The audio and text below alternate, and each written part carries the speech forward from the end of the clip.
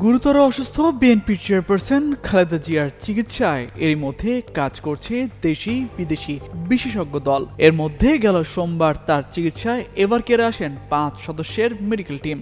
এবার যুক্তরাজ্য ও চীন থেকে আলাদা দুটি টিম ঢাকায় আসছেন বলে জানিয়েছেন বিএনপি স্থায়ী কমিটির সদস্য ও খালেদা জিয়ার ব্যক্তিগত চিকিৎসক অধ্যাপক doctor A Z M Zahid Hossain. মঙ্গলবার রাতে সাংবাদিকদের এ তথ্য জানান বিএনপির মিডিয়া সেলের সদস্য সাইউল কবির খান। জানান, খালেদা জিয়া বর্তমানে বসুন্ধরার এভারকেয়ার হাসপাতালে চিকিৎসাধীন। তার গঠিত মেডিকেল বোর্ডকে আরও অধিকতর সহায়তা দিতে বিদেশি দুটি বিশেষজ্ঞ চিকিৎসক দল বুধবার ঢাকায় পৌঁছানোর কথা রয়েছে।